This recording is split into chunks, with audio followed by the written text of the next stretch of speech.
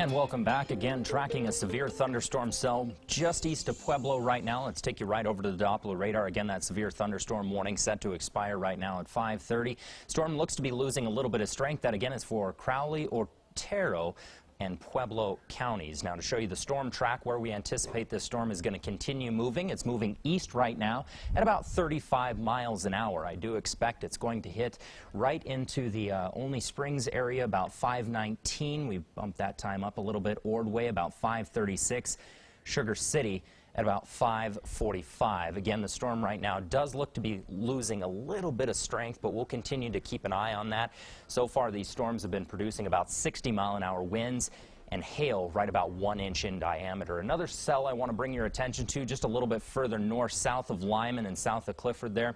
This one's been just kind of hanging out just south of Lyman, tracking east again, much slower. We have seen heavy rain and very gusty conditions out of this. Not much in the way of hail, though, right now. To kind of show you how everything's been trending across the state, we've had a pretty significant westerly flow across the area, and that, again, is drawing a lot of South Pacific moisture across the state.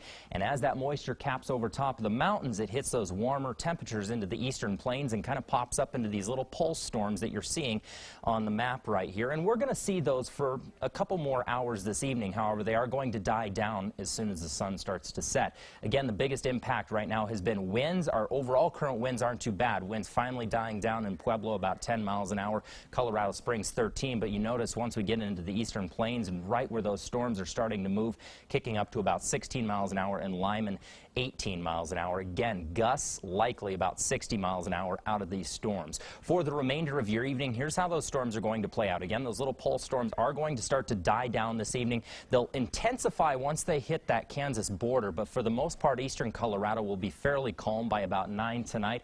We'll see a few little sporadic showers jet across the plains, but for the most part, we're going to stay relatively dry tonight. Just breezy conditions, and again, if one of those storms does move overhead, it's going to be pretty windy. That's going to be the main impact. Lows this evening into the 40s and 50s across the board. A little chilly in Leadville at 26, looking at 47 in Colorado Springs, 49 in Pueblo. Your extended skycast for your Sunday morning. We're going to start the day out beautiful. Hardly a cloud in the sky.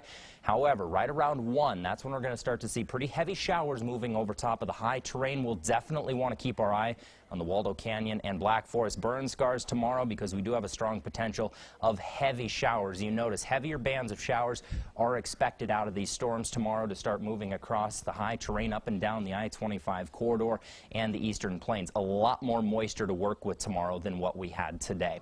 To kind of paint things out over the next 7 days, here's how it looks for us. 74 degrees tomorrow, but again, afternoon thunderstorms moving in. Monday right now looks to be the wettest of the next 7 and the most thunderstorms moving across eastern Colorado, cooling the temperatures down to about 62 degrees. Tuesday, the storms will start moving out, warming up slightly, and the temperatures back up to near 70 degrees by Thursday and Friday. But the thunderstorms are going to pretty much linger up through Wednesday. Same story into Pueblo, only a little bit warmer there. 80 on Sunday, dropping at 10 degrees Monday and Tuesday with lingering thunderstorms. Overnight lows much more mild as well, and with those overnight lows not really cooling down much, we get that daytime heating up there, and with that daytime heating, of course, warm, moist air likes to rise, and that's again what's going to kick off these afternoon thunderstorms.